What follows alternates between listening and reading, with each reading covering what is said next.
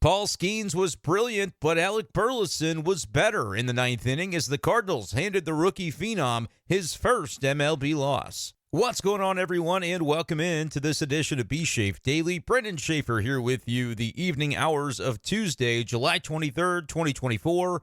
What an unbelievable win for the Cardinals over the Pirates on Tuesday. Paul Skenes comes as advertised once again. This dude is already the best pitcher in baseball. I think we can universally agree on this, right? He's been unbelievable, and tonight he was efficient enough that the Pirates trusted him to pitch into the ninth inning, tried to put his stamp on this game in a major way, but the Cardinals battled back late and got the better of Skenes as they beat the Pirates 2-1 in what can only be described as a postseason type of atmosphere at PNC Park. It came through on television. If you were in the park on Tuesday night in Pittsburgh, let me know in the comments below if I am getting that right, if that was a playoff-type atmosphere in late July between the Cardinals and Pirates. Paul Skenes, I think, I would say not single-handedly because there are some other young, talented players on this Pittsburgh team, but Paul Skenes is almost single-handedly making Pirates baseball fun again. But the Cardinals were pretty fun on Tuesday as well because they get the win over Skenes and the Buccos 2-1.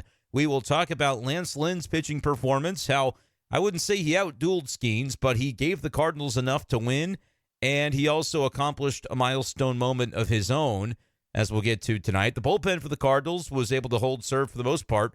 We did finally see the reemergence of Jojo Romero out of the pen, but does his latest setback maybe indicate that the Cardinals are in need of a left-handed relief pitcher at the deadline rather than just a righty reliever, as we have been kind of talking about for weeks and weeks? What's going on with JoJo lately, and was tonight an example of anything that we should be concerned about? I will give my take on that, as well as the take on the night for the offense, which was not particularly glowing outside of a home run by Arenado against Skenes earlier in the game, and then the ninth inning heroics by Burleson. There wasn't really much to speak of outside of those couple of moments.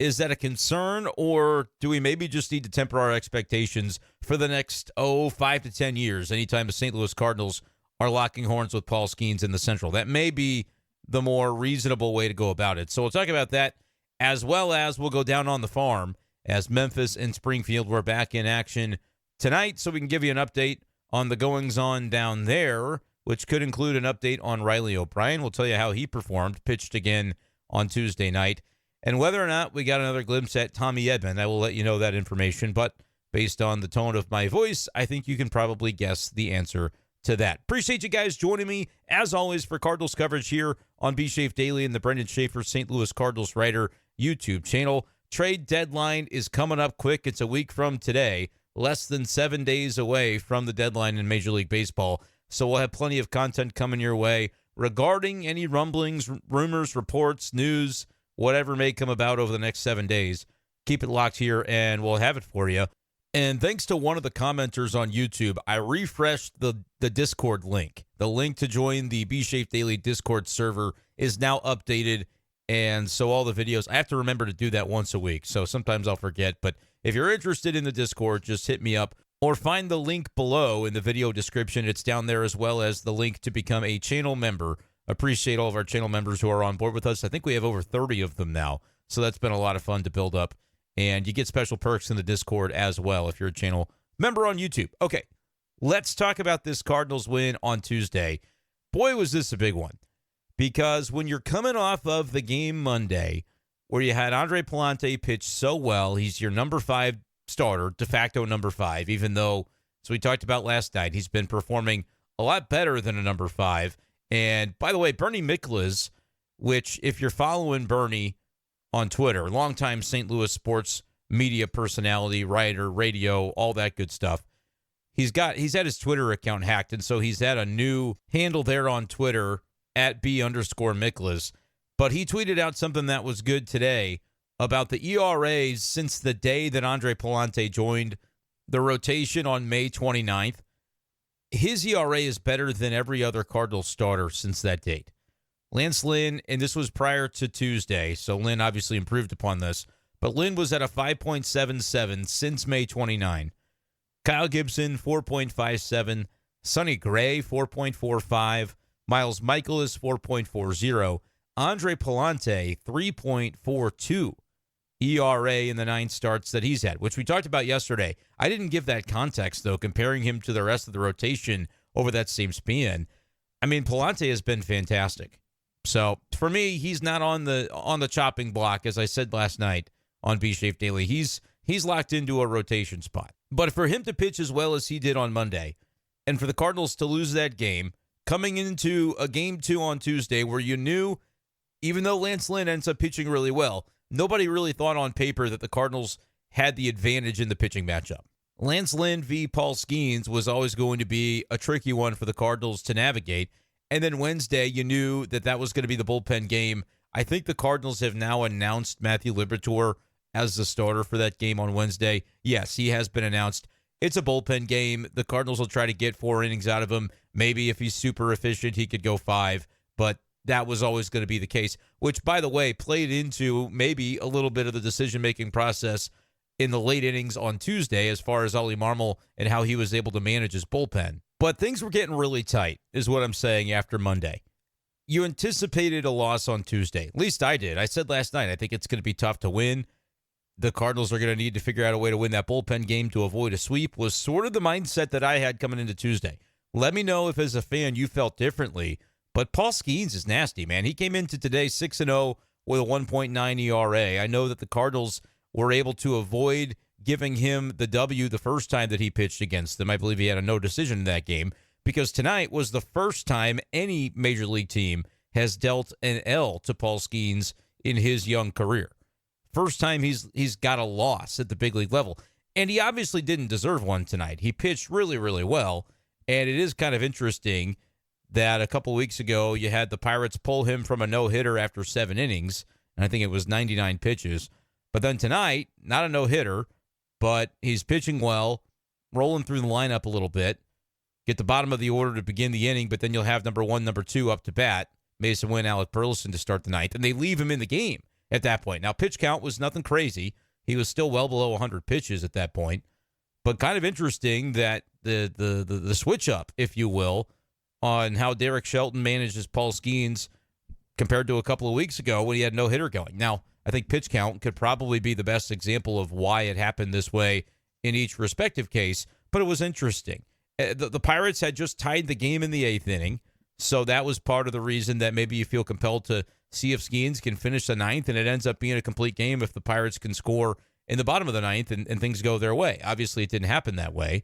But 8 1/3 innings, 4 hits, 2 runs, and 8 strikeouts for Skenes. He didn't walk anybody in the game.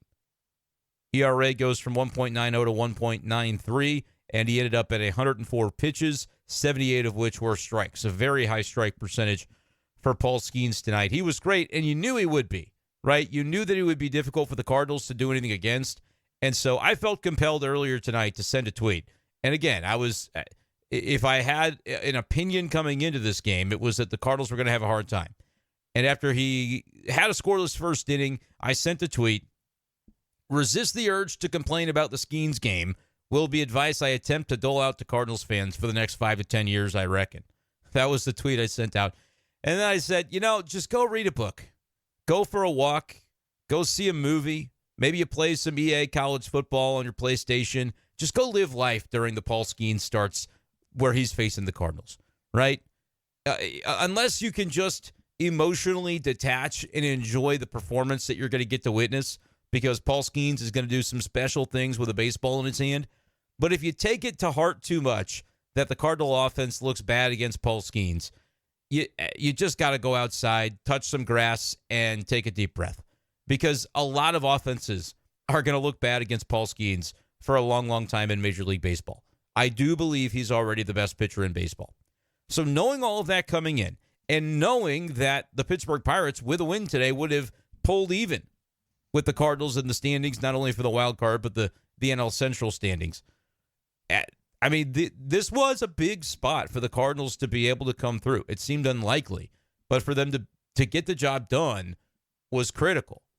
You didn't want to suddenly, as the trade deadline is looming, find yourself in the spot where you're no longer in command of the wild card the way you thought you were. I think that was legitimately a possibility for the Cardinals coming into Tuesday, really, if this game didn't go their way. And then you're talking about a day game on Wednesday where you're starting Matthew Liberatore, bullpen game. Anything could possibly happen. It's not that the Cardinals sewed up a wild card spot with the win over Paul Skenes and the Pirates on Tuesday, but they avoided the thing that they've been able to really avoid since Mother's Day, essentially, which is they're not stringing losses together. They are staunching the bleeding when there is a potential for bleeding, and there's something to be said for that. That's not like a World Series caliber rallying cry necessarily, and I'm not trying to indicate that I have that level of belief in the Cardinals as currently constructed. I think they need some moves. But this was a really impressive win. On a day where you knew it was going to have to be a grind if you were going to come up with it, the Cardinals found a way. They had 4 hits in the game, and they win 2-1. Lance Lynn, 5 innings pitched, had a ton of traffic in the early going. Guy loads the bases and figures out a way to wiggle out of it. That's kind of his thing. It was funny on the post game. Jim the Cat Hayes asked Lance Lynn if he's got if maybe he's got a knack for that, as it's something that he's been able to do a number of times this season. Remember, his first inning of the season was one that he had to sort of wiggle out of a jam. In the first inning, I think it was that start against the Dodgers. And he figured out a way once again. We'll play a little audio courtesy of Bally Sports Midwest because I thought this was a funny moment from the post game between the Cat and Lance Lynn. Bases loaded, you have a knack for getting out of it. I think you have faced 17 batters with the bases loaded. You got 14 of them out. I mean, there has to be a knack for it, doesn't it? I don't know if you want to have a knack for that, but if you're going to load them up, you better. So, obviously you got to make pitches, and you never want to load bases up and give teams those opportunities. But if you do it, you better be able to make pitches. I don't know if you want to have a knack for that, he said, but if you keep loading the damn bases, yeah, you better figure out a way to get out of the jam. And you heard the stat there from Jim the Cat Hayes. 17 batters that he's faced with the bases loaded this season. 14 of them he's been able to retire. That's a pretty good percentage in trying to find a way out of some very unsightly situations. And it was very much not the same way for Paul Skenes to have a brilliant outing that Lance Lynn was able to accomplish a very solid start. Working around base runners, didn't go as deep into the game, obviously, only pitches 5 innings, was not as efficient because of the sheer amount of traffic in the early innings. Allowed 4 hits, though, and 3 walks, so 7 base runners in 5 innings, more than you want. 86 pitches for Lynn, only 50 strikes. I would say, again, didn't throw as many strikes as you want to see. 3 walks is more than you can generally afford over 5 innings. But a veteran pitcher that knows kind of how to push the envelope and where the limit can be on some of those spots. And I'm not saying he doesn't go bust a number of times. Throughout the season, we've seen that. Throughout his career, we have seen that. Throughout his career as a Cardinal before this year, we've seen that. But tonight, Lance Lynn figured out a way to toe that line and give the Cardinals just enough. But then it required a really good performance from the bullpen collectively to cover the final 4 innings of this game, just in case the offense was going to decide to get anything done against Skenes. Started out kind of interestingly with John King. People go, all right, John King again. He pitched on Monday. But when you look at the way the Pirates lineup sort of lays out, you've got some threatening lefties / switch hitters in the middle of that order. Brian Reynolds is the switch hitter. O'Neal Cruz is the lefty. And that's, if you look at the Pirates lineup, those are really their only 2 big-time menaces in the order. The only 2 guys in today's starting lineup for the Pirates with an OPS above 740. Josh Palacios, Richie's brother, has a 735 OPS. Andrew McCutchen, the DH, bats leadoff. He has a 720 OPS this season. O'Neal Cruz is at 762. Brian Reynolds, Stone Cold Killer, at 838. Nobody. This Pirates lineup, for as much as we complain about the Cardinals lineup, and people say, this isn't a contending lineup, you've got to get guys like Goldie Arenado performing better, and you do. Gorman performing better, and you do. But this Pirates lineup is, it's bleak sometimes looking at their 1 through 9. So when you have a situation like that against a team that it lines up well to have a quality left-hander face Reynolds and Cruz each time through the order in the latter portions of the game, with only getting 5 innings out of Lynn, you might have to expect to face those two guys using a reliever twice toward the end of the game. It just so happened, though, that they both walked against Lance Lynn in the 5th inning. Lynn was able to wiggle out of the jam there with the ground out softly to Wilson Contreras. Man, he jumps out from behind the plate with the bases loaded, fires a strike to first base. That probably goes down as the play of the game that maybe isn't the first one we think of when we look back on this game, but Contreras to be able to make that play, jump to his feet and get the throw to first base in time completely changes the dynamic of this game. But the Cardinals kind of got lucky in that dangerous scenario was with Bryan Reynolds and O'Neal Cruz both getting on base, but that also means they don't get to bat for a while. But interesting to see then, all right, talking about the bullpen, John King gets the lane in the 6th inning, which really was not as typical of a lane as you would think of with not having to face number 2 and number 3 there. But Rowdy Tellez is also in this lineup too, and he was batting 5th. So that's another guy who, even though he's not maybe as big of a threat, he is a threat to be able to take you deep. As historically, power has been part of his game. Josh Palacios, also a left-handed batter, later on in that inning. So it's still a good lane for John King in the 6th inning. You're going to have to find a bridge to the late inning guys. Where I thought Ollie Marmol tried to get a little cute with it and bite off more than he could chew was when he left John King in for the first batter of the 7th inning.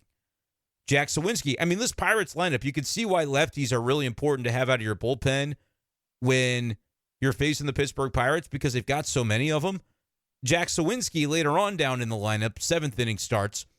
They bring John King back out. He had faced the 3-batter minimum. They didn't need to bring him back out, but they do because Sawinski had 2 hits on the day against Lance Lynn, and a matchup against lefty John King was more favorable to the Cardinals than bringing in a right-handed reliever, which at that point I think would have been Andrew Kittredge that was getting ready because he does end up coming in shortly thereafter. But the pinch hitter for Sawinski is the point at which I was surprised Ollie Marmol didn't go with Kittredge right then and there. I don't believe there's a rule of which I'm unaware that prevented him from doing it. Connor Joe was the pinch hitter. He's a right-handed batter. So I did think it was a little bit strange that they still left King in for that spot. I don't know if it was a case that Kittredge wasn't ready, if, what it was. Hopefully that wouldn't be the scenario because I typically talk about Ollie Marmol doing a good job of preparation for the scenarios that could come about when it comes to pinch hitters and the like. So I was just surprised to see that King got to face Connor Joe. Joe gets the base hit in the more favorable matchup against the lefty. I don't know Connor Joe's career splits, but he's a right-handed batter. Anyway, Kittredge comes in, immediately gets the double play ball back to him. He starts the play, throws to second, on to first, double play. Yasmani Grandal, I think, wears concrete cleats. I don't know. He's just very slow. That was never a threatening moment. And then you get the big strikeout of McCutchen. So key performances by the relief pitching there. And then I thought, okay, here's that lefty lane again for the 8th inning. This has got to be JoJo Romero's spot because we think Liberatore is probably who they're going to want to start on Wednesday. But remember Monday, the reasoning, as we talked about on B-Schaeff Daily, that Ollie Marmol did not want to go to JoJo on Monday. I thought he might be hurt. A lot of Cardinals fans thought, is he hurt? We haven't seen much of him recently. But the reason was the last time the Cardinals faced the Pirates, remember the walk-off hit for O'Neal Cruz happened against JoJo. Bryan Reynolds had some hard, loud contact against him. I think he had a double at one point. And the Cardinals wanted to go with Ollie Marmol and his staff wanted to go with John King to give them a different look on Monday. That was not an opportunity, though, that they were afforded tonight because King had already pitched. And if you're saving Liberatore, it basically has to be JoJo. So I'm like, well, we're about to find out. I've gotten all these questions about, is JoJo healthy? I said, we're about to find out exactly what's going on, if anything, because this has to be his spot. There's nobody else that could possibly come in to pitch the 8th inning. And I know there's some sentiment that's like, well, if that's the biggest spot of the game, Reynolds, Cruz are their 2 best hitters, and then the 9th inning is more likely to be against the bottom of the order, why wouldn't Ryan Helsley pitch the 8th? The reason for that is because Ryan Helsley pitches the 9th. He is the team's closer, and that is the way it is in 2024. I just don't really feel the need to relitigate that too often. I've praised the Cardinals for giving the consistent role to Helsley because it's what he wanted, right? It's what he thought he could perform best with.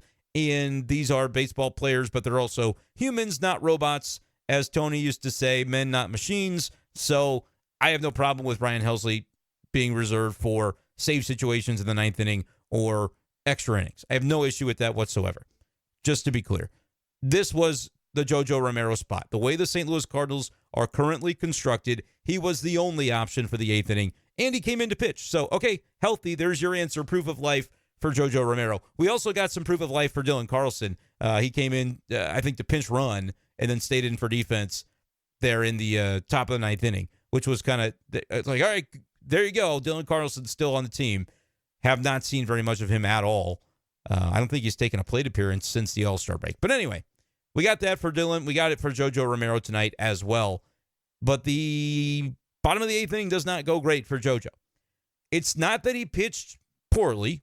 It's not that he didn't even execute. Like, I think he executed pretty well.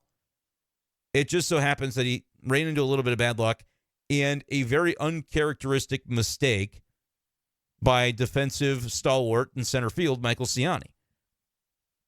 Brian Reynolds had the ground out. Interesting to see on that ground out against Reynolds. Ball hit to Mason Wynn. Hit a little bit slow. It wasn't too sharply hit on the ground, but Arenado is ranging to his left as if he's going to make the play, and he peels out to allow for Mason Wynn to make the play. And Wynn fires it over to Goldie. Goldie is just trying to survive over there, hanging on for dear life, catches the ball, keeps his foot on the bag. Out number one, everybody can exhale for a moment. But how about that moment? Mason Wynn basically calling off Arenado. Arenado basically deferring to somebody else on the left side of the infield. And I think it was the right decision because Wynn's got, as we know, a cannon for an arm. And I think his feet were in a better spot to be able to make the play more quickly. He still didn't throw a perfect strike to Goldie. That's why he had to kind of reposition the feet and make sure he held on to it. But just wanted to make note of that because I don't think it's a knock on Arenado to recognize that Wynn was the better option there. If you have almost anybody else at shortstop in the league, they're probably not the better option than Nolan freaking Arenado, but I think he probably was. So credit to both players for Arenado for peeling out and for Mason Wynn to want the ball and to take charge of it and make the play was a nice moment. But we just don't see Michael Skenes make mistakes like the one that he made on the O'Neal Cruz hit. It was a bloop to center field, so that's why I say I'm not going crazy about it from JoJo's perspective. It was, just a bloop single, but it turns into a double because it gets overrun by Skenes. Skenes was trying to make the brilliant play, and then he just got caught in between on the hop where it skates by him. Mason was doing a great job backing up the play, ensuring that O'Neal Cruz doesn't go any further than second base, but was not able to turn the play at the bag and get him out. So it's a double for Cruz, and that puts him directly in the scoring position when the menace, man, Nick Gonzalez has been a menace for the Pirates against the Cardinals in this series. Ground ball base hit up the middle, scores O'Neal Cruz from second. If he had still been on first base, if Skenes keeps it in front of him, run does not score. It would then be first and third, most likely, and then you have to try and figure out a way to escape the jam, which at that point it was tied. The Cardinals still have incentive to not let it get any worse than that. They announced Cabrian Hayes as the pinch hitter, the right-hander for Rowdy Tellez, which immediately signals L.A. Marmol to come out and bring Ryan Fernandez into the game. He gets the double play on Hayes, and the Cardinals keep it tied. Fernandez has been so good this season. Big moment for him to be able to come up with that because the Cardinals do end up obviously winning this game. It's a different story, again, if they're not able to keep the game tied in the bottom of the eighth inning. So I am spending some time highlighting the bullpen tonight because, by and large, they did an exceptional job. And for as much as I think there's some concern about JoJo Romero at this point, I mean, he does give up the run, and he has not been quite as sharp, I think, in recent weeks. I understand that. I just don't think it makes sense to blame him for the run that crosses when it's a bloop single and then a harmless, generally normal standard single up the middle that ends up resulting in a run because of the misplay by Skenes. I'm not ripping Romero too hard for that. And if you look at his recent game logs, like, he has not allowed an earned run of his own in more than a handful of games. Month of July, no earned runs of his own, right? He had the blown save on July 3rd against the Pirates, but that was a extra inning scenario at that point, so was not an earned run against him. he's given up contact and he's given up base hits in his last 5 outings at this point, starting with that game on July 3rd. So that's where the concern is a little bit. And you look over that stretch, only 1 strikeout in his last 5 outings as well. So that's kind of where the concern comes in, is this guy was nails lights out as your top left-handed leverage guy early in the season. He's your setup man from the left side, and then Kittredge was the setup man from the right side. We've talked about Kittredge's struggles, maybe not as much about JoJo, and his numbers are still okay. They're still pretty good. ERA in the mid-2s. It was 2.43 coming into today, and then just gives up the 1 run. It does end up going as an earned run because there was no error charge to Ciani. It was a straight double by O'Neal Cruz, but we know that that's not a mistake that Michael Ciani hardly ever. I can't remember him making a mistake before that one all year. I'm sure it's happened, but it's just been long ago enough that it did not come to mind immediately for me when I was thinking about it tonight. But even after the game, Romero had a 2.63 ERA on the season. The problem is, and I'm on board with this, and I saw the tweet from Brandon Kiley where he said the Cardinals need to trade for a left-handed leverage reliever. And I would agree with that if the plan for Matthew Liberatore is to still have him always needing to be held back and available for these random spot starts that they end up needing. The reason you need one is because of the doubleheader on Saturday coming out of the break. It's a crummy time for that to happen, but you cannot use your 5-man rotation and then not have an off day, and you'd have to start somebody on short rest, and they don't need to do that. They don't need to be doing that with their mid-30s age rotation. So that's the reason it's going to be Liberatore on Wednesday. But with that, you're always needing to hold him to the side. You can't convert him or give him the chance to show that he can be used as a leverage reliever from the left side. I've advocated for it at times. I don't think he's quite been as sharp. He was really sharp when he first went back to the bullpen. And the Cardinals never really elevated him to take some of these more meaningful leverage spots in the 7th, 8th inning as much as they would offer those opportunities to Romero and King, and they've kind of used those guys up a lot in those spots. I don't know if Libby can ever be the answer as another legit weapon leverage lefty setup man. I don't know if he's going to ever elevate to that level or be given the chance to do it. Right now he's kind of in limbo because they keep needing him to start games.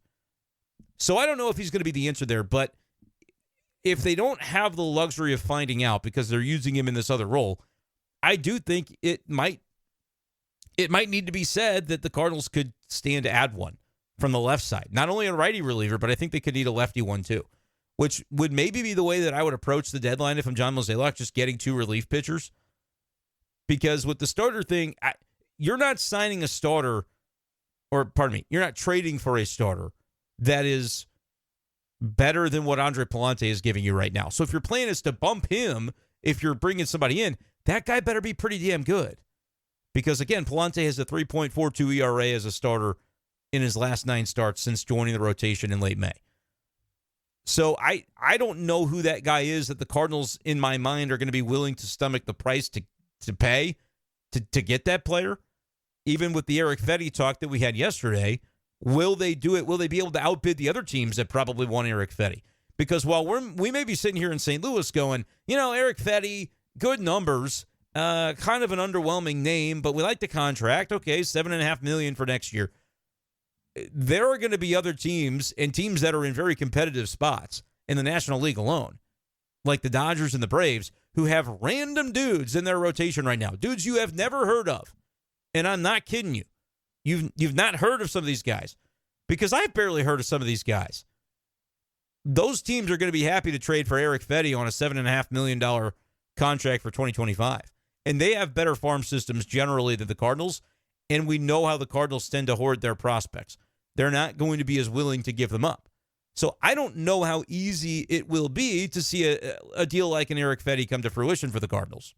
For all of those reasons. It's not just one reason. It's a variety. And if it's not somebody at least as good as Eric Fetty, I am worried to think about what the Cardinals would do if they do trade for a starter. Because are they really going to take Palante and usher him back into the bullpen or down to the minors? Because I don't think that would be correct at all. And it's not just about fairness. The reason I am advocating for Palante is because he's pitched well, which helps the Cardinals win more games. His ERA is almost a full run lower than anybody else on the dang team in the rotation since he joined the rotation almost 2 months ago. So that's got to stand for something. Which is why, to my point about a lefty reliever, I might, unless you're getting a true difference maker, and then you can make a hard decision about who has to leave the rotation, I might just go with 2 relievers.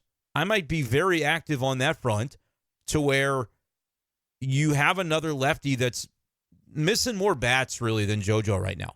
As much as I still think JoJo's going to play an important role down the stretch, you'd like to have another option because he's just not been missing bats the same way.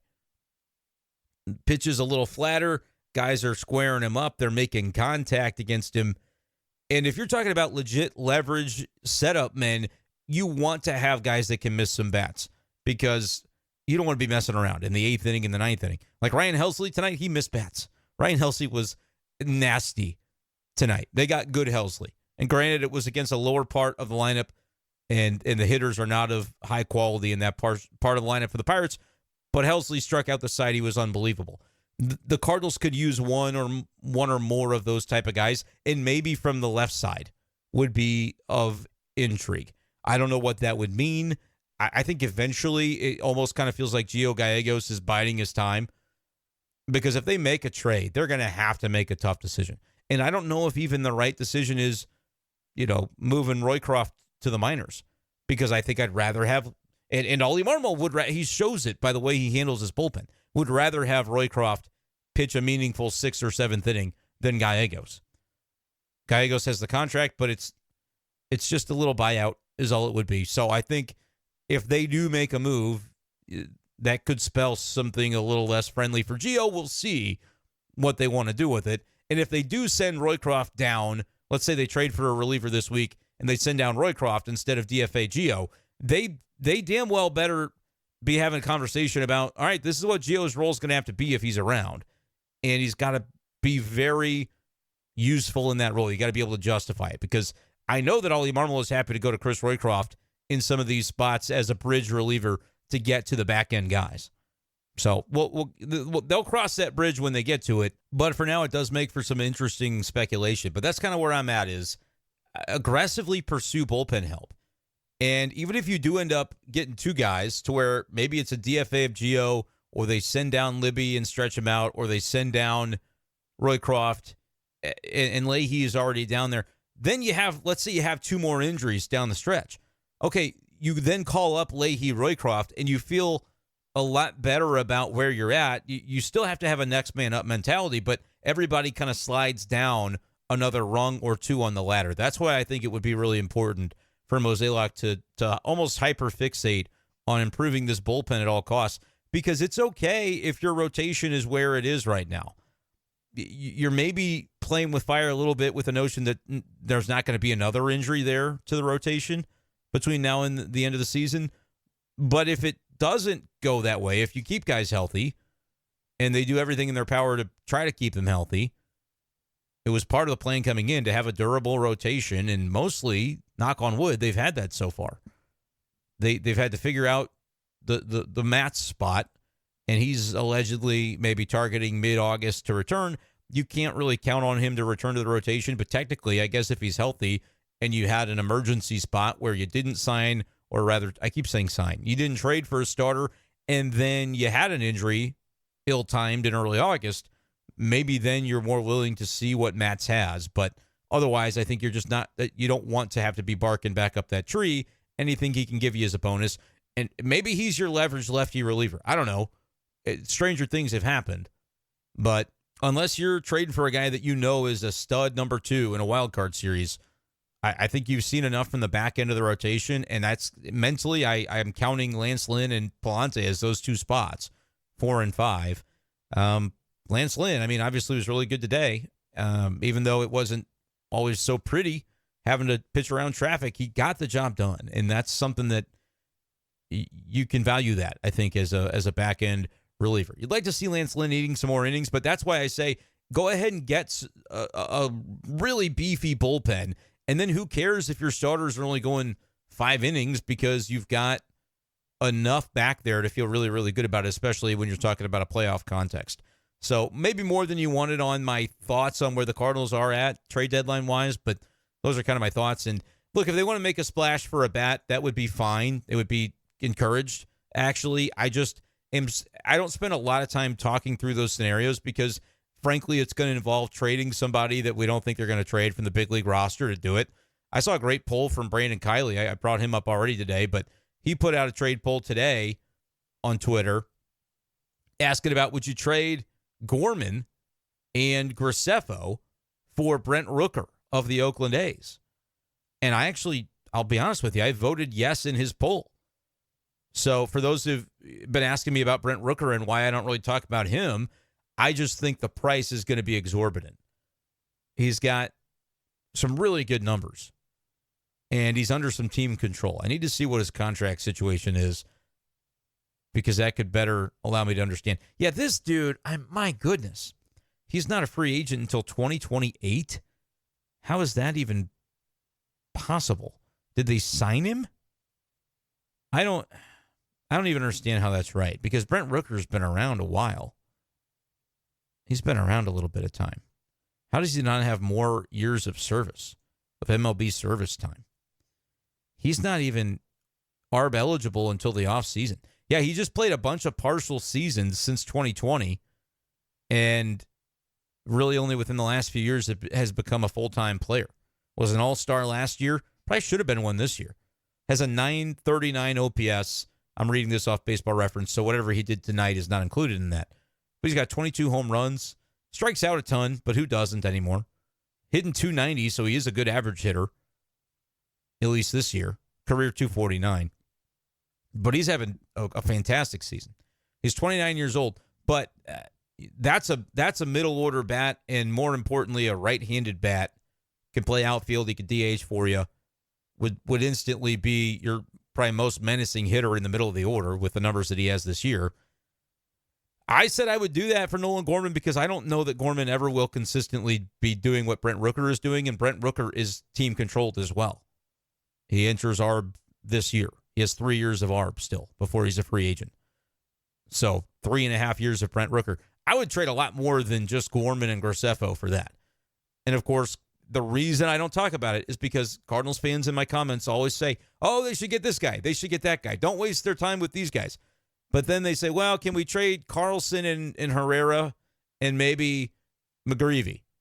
And it's like, folks, that's not how these trades work. Well, can we throw in? No, you can't throw in somebody. We're talking about Brent Rooker. He's the prize. You're not building up guys that you don't want into a trade package for a player you do want. Why would the other team take that deal? So when I see on Brandon Kiley's Twitter account that over 2,000 votes have been made and only 48.3% of Cardinals fans are saying take the deal, that's why I don't talk very much about these big-time blockbusters because it will take more, in my humble opinion, than Gorman and Schaeffer to pry Brent Rooker from the Athletics. If Brent Rooker had a year and a half of team control remaining instead of 3.5 years, then I think Gorman and Schaeffer would be enough to land him. It will not be enough to land him, in my opinion, unless they really like Schaeffer. So I would take that Gorman Schaeffer, and I would willingly add to that package to get Brent Rooker. I don't anticipate the Cardinals doing that. But it also makes sense, specific to Gorman, if the A's like him, because the Cardinals don't desperately need him to fill their second base slot. If anything, you trade for Rooker and you move Donovan to second base, where it's not that he's better, in my opinion. I think he's a very good left fielder. He's turned himself into a defensive stalwart in left. I think he could someday win a Gold Glove in left just as a left fielder, not as a utility guy. Maybe I'm wrong about that. But, positionally, it would make a lot of sense if the A's like Gorman to trade him for Brent Rooker. But you would have to throw more pitching at the A's. And, if they like Herrera as a catcher, I'd add him in there. I just don't know how realistic that is. But I told BK, I said, it's a good poll if you can get the votes to be near 50-50. And he did. But more Cardinals fans said no than said yes. So that tells me that people are not so tethered to reality. I really do like Nolan Gorman. I also am skeptical that you're ever going to see him OPS 900. I would take the under on that. Will he ever OPS 850 in a season? Certainly could, but he's got to limit the length of some of these slumps that we see him go through, and I just don't know how complete of a hitter he's going to be over the course of 162 games each summer. I think clearly Rooker is proving it at a level that we have not seen Gorman prove it at yet in his career. So for me, that would be an obvious trade that you make. I like Nolan Gorman. I don't tend to post those types of polls anymore where I'm actively trading away guys who are on the team.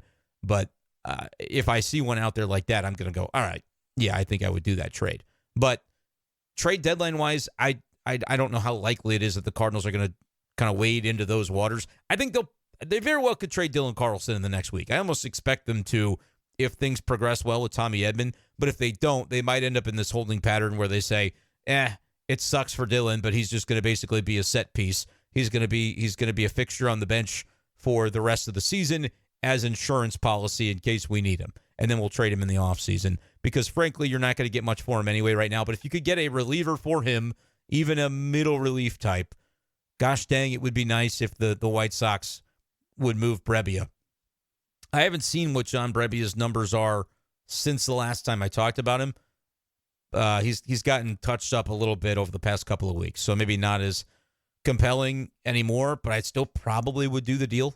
Even though Brebbia's given up 5 runs in his last 3 appearances, I would trade Carlson for Brebbia straight up. Not because I don't like Carlson. People are going to hear that the wrong way. Oh, Brendan's given up on Dylan Carlson. I've given up on the notion that the Cardinals haven't given up on Dylan Carlson, if that makes sense. Like, they have given up on him.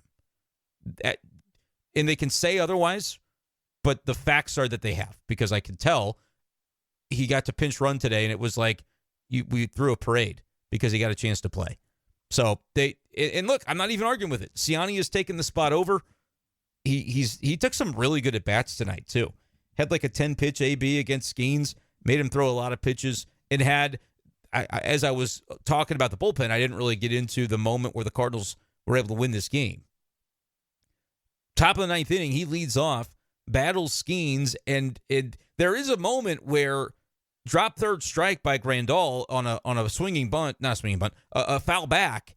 If he catches that, Siani doesn't double. This game maybe goes a total different direction. I saw some Pirates fans who were pretty upset that Grandal didn't glove that foul tip. But anyway, extends the at-bat in the 9th inning, double down the left field line. Replay was needed because they initially called Siani out at second, and how brutal would that have been? You get on against Paul Skenes, one of your fastest players, could probably try to steal second base, and then thrown out trying to stretch it into a double. But he did stretch it into a double. The umpire just flat out missed it. And replay, it was very, very obvious that he was safe. But it all worked out, and I really liked that it was Michael Siani that was able to have that moment because he doesn't make those miscues in center.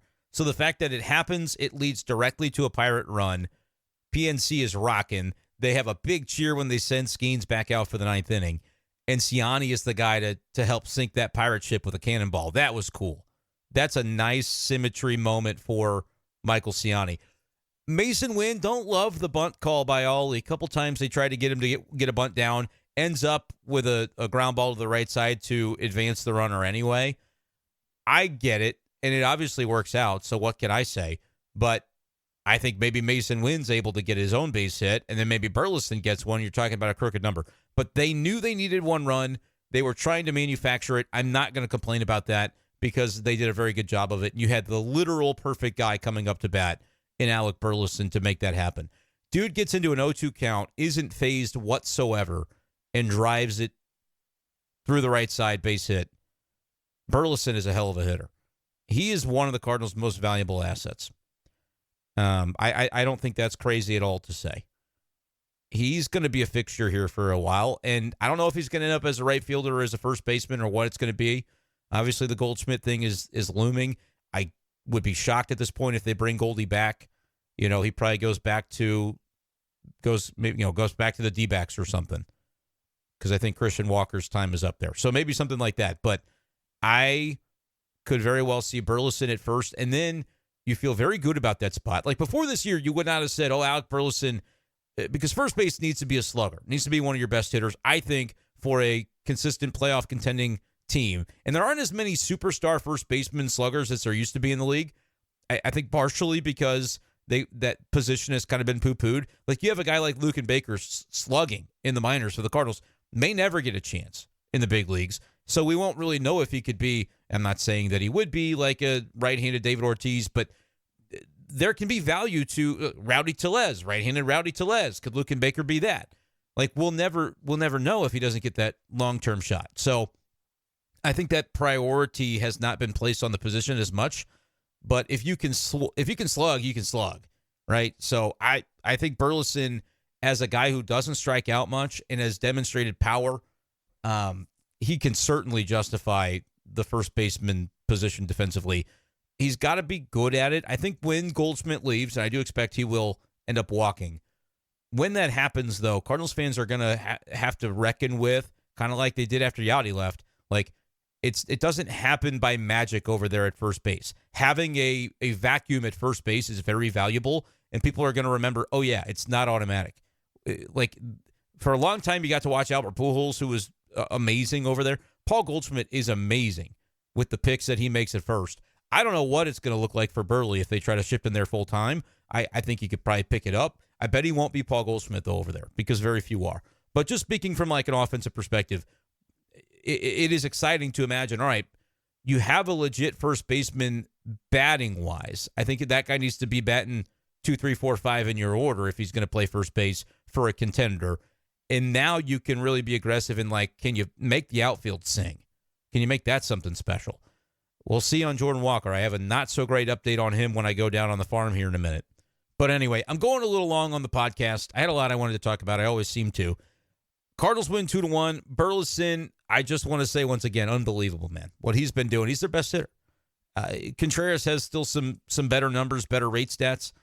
I think Burleson might be the team's best complete hitter. 293 average, 20 points higher than Wilson.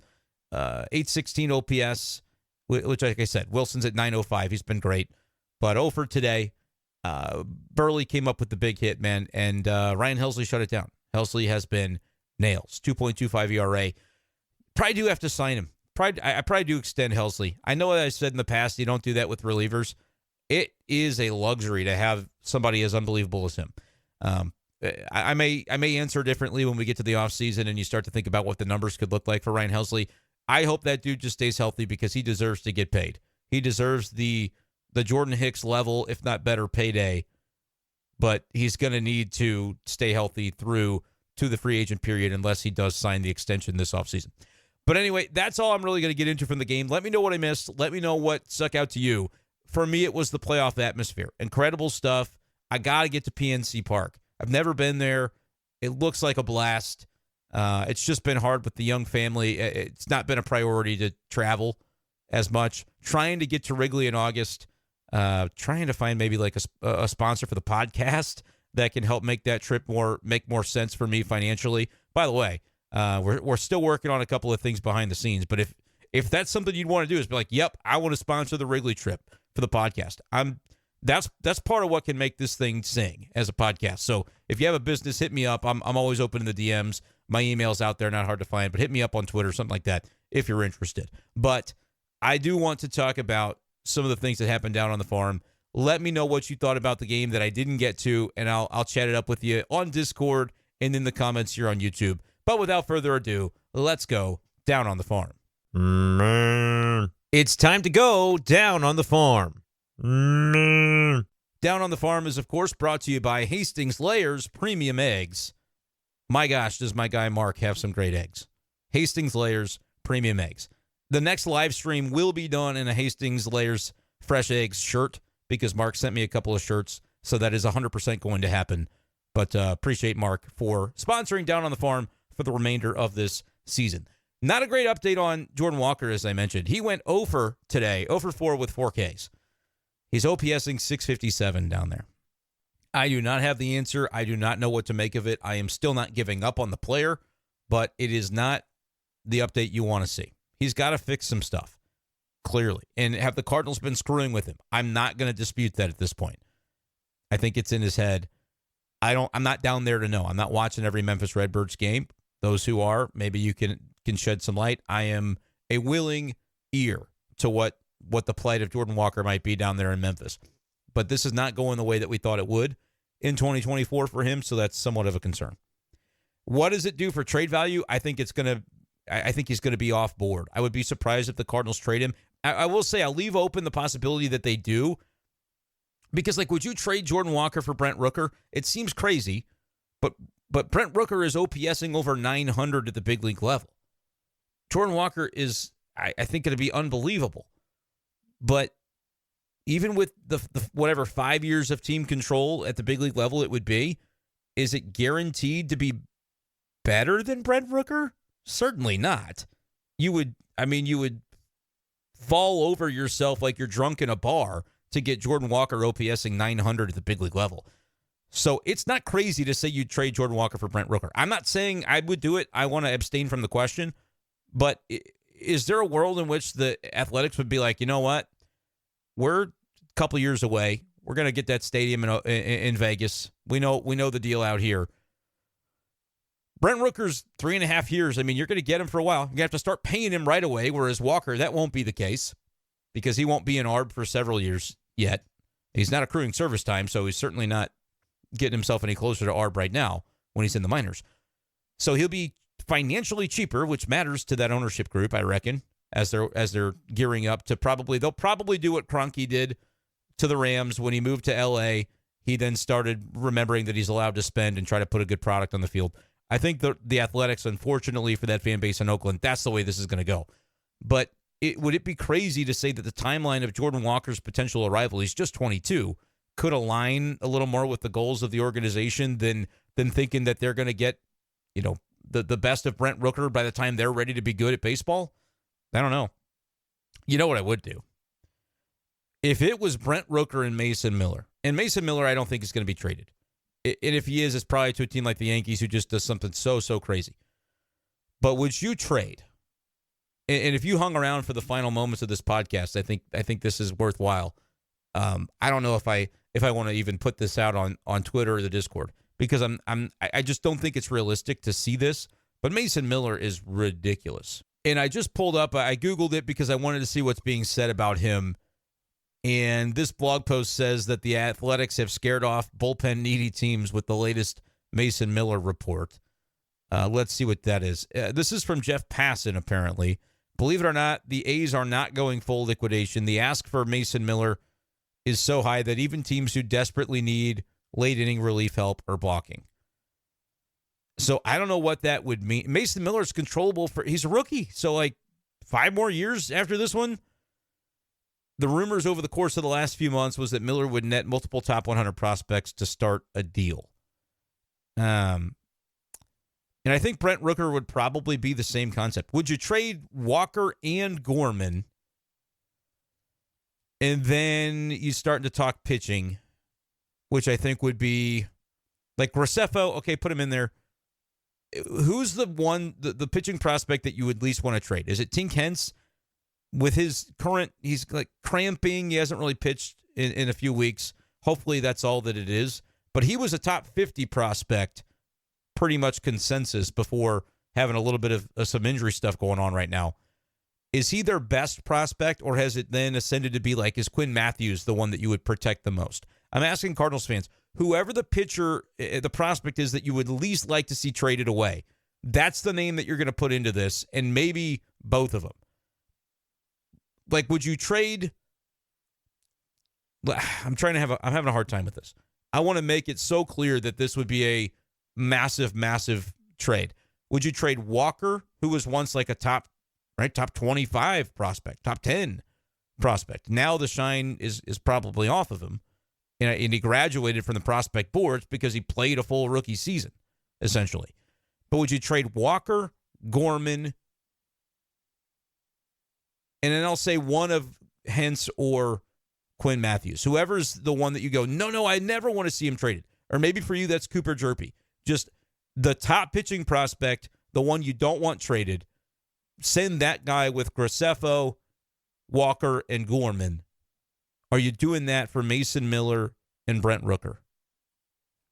because I don't think that's actually crazy. Because I just got done saying Gorman and Schaeffer I don't think would be enough to get Rooker. Remember, 3.5 years of team control, just entering into ARB this offseason. OPSing over 900, has 22 home runs, is hitting 290. Maybe that's a flash in the pan. He's a career 250 hitter. But the production is very, very good. Talk about an RBI threat. He's got 67 RBIs. So I don't have any question that it seems right now Brent Rooker is the better current player, and you get 3 more years of him. And by better current player, I'm talking about compared to Gorman, compared to what Walker is giving you right now. There's a point at which it's enough team control to where you'd be like, that's a lot of team control. Mason Miller by himself would need a couple top 100 prospects. So is Jordan Walker equivalent to that? And then Tink Hence or Quinn Matthews? Would you do that trade? Let me know in the comments. I don't know if I ever want to bring this up again, but if people are talking about it in the comments, I'll talk more about the concept of it.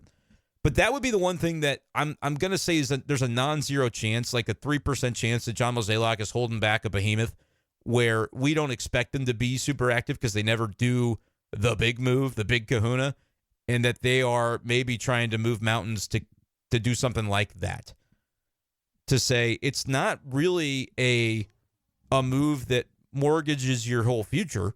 You're trading away guys you thought would be your future, but if you're getting Mason Miller, 70 strikeouts in 40 innings or whatever it is, like imagine a back into the bullpen, and then by the way, you probably don't re-sign Ryan Helsley. Like I just trying to think through of, okay, how would money then go? This would not really be a cash trade either. So maybe you could re-sign Helsley. Imagine a back of the bullpen of Mason Miller, Ryan Helsley for the next handful of years. I mean, there would be no better duo in baseball. Eighth inning, ninth inning, one guy, whether they want to go interchangeable or whether they, Helsley keeps the ninth and Miller gets the eighth, whatever you would do, I think that would be, you would not top that in baseball. So, in Mason Miller, I mean, controlled for 5 more years after this year, right? Not a free agent until 2030. Okay. And for as much as, a lot of years of control with Gorman and Walker, you're not getting guaranteed production from those guys in those years. It's not a guarantee for anybody, but I would say the guy more likely to produce in those years would be Brent Rooker because he's done it last year and he's doing it this year. So, I don't know. That's a brain breaker for you. So let me know your thoughts on that, Cardinals fans. And if it gets some play, people don't usually listen to the whole hour of the podcast if I go this long. So maybe this will get hidden and nobody will ever hear it. But if you do, comment your thoughts on this trade proposal. Because I don't think it's very likely. But I think you talk about needs. You need a wipeout reliever. Mason Miller is that.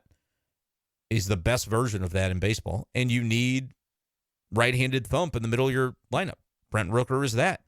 I'll be darned if that's not a combo that I think I would have to strongly consider. Moving mountains to pick up. So anyway, bet you didn't think I was going there on y'all tonight, but there it is. Elsewhere down on the farm, Herrera had a nice day. He's got an OPS over 1,000 for Memphis. The bat's not the problem. I want to check the fielding numbers for him, but I'm not going to look into it that deeply to see if he. Actually, I will. Let's see. Did they get anybody stealing bases against him? Yeah, this isn't good. This is not good. Schaeffer was the starter tonight. Didn't pitch well. 2 stolen bases for some guy named Tina, T-E-N-A. Both of them off of Herrera. And 1 for Arias off of Herrera. So he gave up 3. Was 3 for 3 in stolen bases allowed today. I hope guys run on him every single game because it's the thing he has got to fix to be able to get back to the big leagues, and it does matter a ton. You cannot have a catcher throwing out 7% of base runners at the big league level. It is too big of an impediment. It's not, like when you say, what's a couple of base runners now and again? No, that would not be what it is.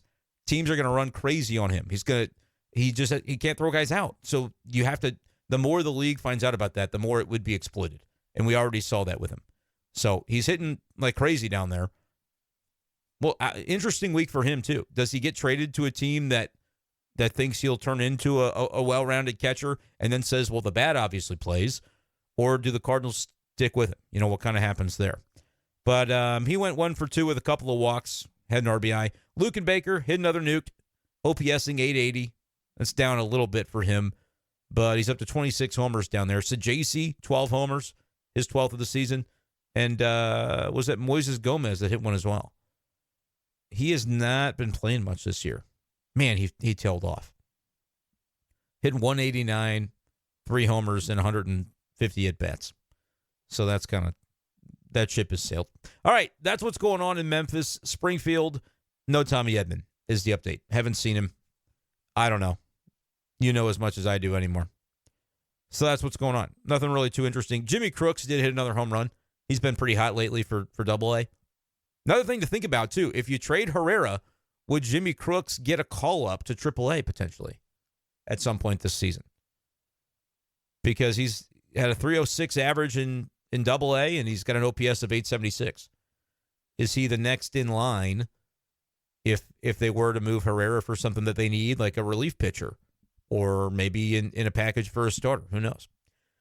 All right, those are all my thoughts. I maybe had more things to get to, but I've talked for an hour, so I really do need to cut myself off at this point. Appreciate you guys, as always, for listening.